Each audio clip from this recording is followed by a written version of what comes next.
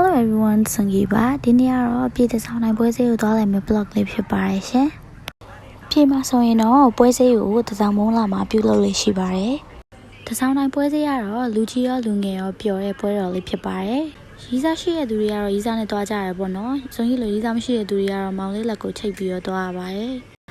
ဆွန်ကြီးတွားခဲ့တဲ့နေ့မှာတော့အဝေးတင်ကျောင်းသားတွေရဲ့ဆောင်းပွဲနောက်ဆုံးရက်ဖြစ်တာမလို့လူတွေတော့တော်တော်လေးရှုပ်နေပါတယ်ပုံမှန်အားဖြင့်လည်းရှုပ်တော့ရှုပ်ပေမဲ့ပေါ့နော်ဒီနေ့ညကတော့ပို့ပြီးတော့ရှုပ်နေပါတယ်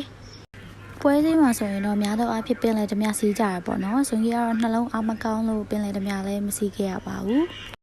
ဒါကတော့တစ်ခါမဲနိုင်1500ဆိုလို့မေမေကမဲနိုင်ကြည့်ရပါတော့ခေါ်ချင်းလေးတစ်ခုပဲပောက်ခဲ့ပါတယ်ဒါကဘာလဲဆိုပြီးတော့တိတ်ချကြည့်နေရပြီးတော့မှမီးလုံးလေးဖြစ်နေရပေါ့နော်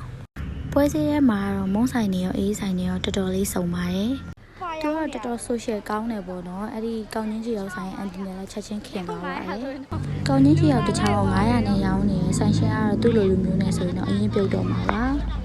ဒီလမ်းလေးကတော့ဆိုရင်သဘောအကျဆုံးလမ်းလေးဖြစ်ပါတယ်ဒါကဖျားကိုလည်းမြင်နေရတယ်ဆိုတော့ပွဲစည်းမရှိရင်တော့မှတော်တော်လေးလှတဲ့လမ်းလေးဖြစ်ပါတယ်ဒါပေမဲ့အခုပွဲစည်းနဲ့ဆိုတော့ပို့ပြီးတော့ဖျားရဲ့ပွဲစည်းရဲ့ဆိုတော့တော်တော်လေးလိုက်ဖက်နေရပေါ့နော်ဆွန်ကြီးရီးစားမရလည်းမပြောပါနဲ့အနောက်မှာသူကတကောက်ကောက်နဲ့ပါတယ်ပေါ့နော်ပြီးလို့ရှိရင်လည်းဟိုလူဒီလူကိုလည်းတဝင်းတိုးတက်ပါသေးရဲ့ဆွန်ကြီးကပွဲစည်းရောက်ပြီဆိုရင်တော့တော်ရုံတန်ရုံမုံနေတိတ်မစားတာဘူးပေါ့နော်မင်းချိုက်တာလည်းပါပါတယ်အဲ့တော့ဆွန်ကြီးအစားနေကြဆိုင်ရာအစီချက်လေးပဲစားခဲ့ပါတယ်ချွဲတတ်တဲ့မောင်လေးတွေကိုမှချိုက်တယ်ဆိုရင်တော့အိမ်ကဆွန်ကြီးရဲ့မောင်ကိုပဲ recommend ပေးချင်ပါတယ်သူကတအားကိုချွဲတတ်ပါတယ်